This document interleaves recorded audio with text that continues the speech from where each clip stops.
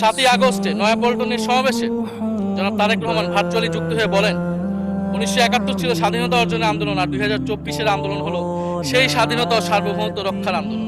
এই আন্দোলনে অংশ নেওয়া প্রতিটি ছাত্র জনতা আজ থেকে নতুন দিনের মুক্তিযোদ্ধা। মাননীয় স্পিকার, মুক্তিযুদ্ধের সাথে আমরা তুলনা করছি এই জায়গা থেকে, কারণ আমাদের কাছে একটা প্রায় যুদ্ধ সময় একটা পরিস্থিতি ছিল। 6ই আগস্ট বঙ্গভবনে আলোচনা শেষে ব্রিফিং এ মির্জা ফখরুল ইসলাম আলমগীর বলেন, ছাত্র জনতা বুকের রক্ত দিয়ে আমাদের নতুন এক সকাল উপহার দিয়েছে। বাংলাদেশ আজ দ্বিতীয়বার স্বাধীন হলো। এই স্বাধীনতা আমাদের রক্ত দিয়ে রক্ষা করতে হবে। মাননীয় স্পিকার, আমরাও বলি রক্ত দিয়ে রক্ষা করতে হবে।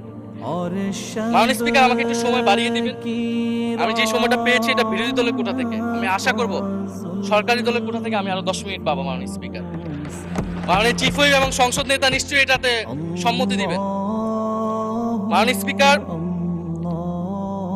আমরা ভারত এবং পররাষ্ট্রনীতি নিয়ে কিছু কথা বলতে চাই।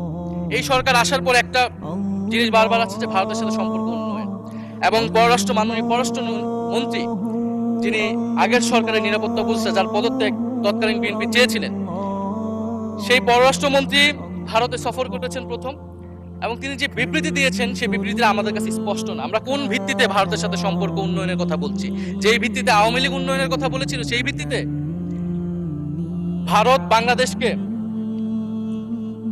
1971 সালের পর থেকে করদ রাজ্য পরিণত করার জন্য হেন চেষ্টা নেই যে করে নাই। মাননীয় স্পিকার, সীমান্তে হত্যাকাণ্ড এখনো হচ্ছে, আমরা নদীর পানি হিস্সা পাচ্ছি না, এবং নতুন করে যেটা হচ্ছে যে বর্ডারে বাংলাদেশি বলে বিভিন্ন মানুষকে পুশিং করা হচ্ছে। 2025 সালে 2 মাসে 4000 মানুষকে বাংলাদেশে পুশিং করেছে ভারত, ইন্ডিয়ান এক্সপ্রেস অনুযায়ী। মাননীয় স্পিকার, এক ভয়ঙ্কর সংকট সামনের দিনে আমাদের দিকে কিন্তু আসতে যাচ্ছে। এবারে পশ্চিমবঙ্গের ইলেকশন হলো। মাননীয় স্পিকার, নির্বাচনের কয়েকদিন আগে ভোটার তালিকা থেকে অন্তত 30 লক্ষ জীবিত ভোটারকে বাদ দেওয়া হয়েছে। এদের অধিকাংশ হচ্ছে মুসলিম এবং মতুয়া সম্প্রদায়। মাননীয় স্পিকার, এবং এনআরসি তারা করেছে, বাংলাভাষী মুসলমানদেরকে তারা বাংলাদেশি বলে বিতাড়িত করছে এবং বাংলাদেশে পুশিং করার চেষ্টা করছে।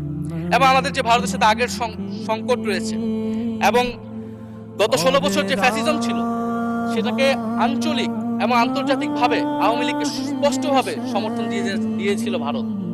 এবং এখনো জুলাইয়ের গণহত্যাকারী খুনি শেখ হাসিনা, ওসমান হাদির হত্যাকারীরা সবাই ভারত তাদেরকে আশ্রয় দিয়েছে।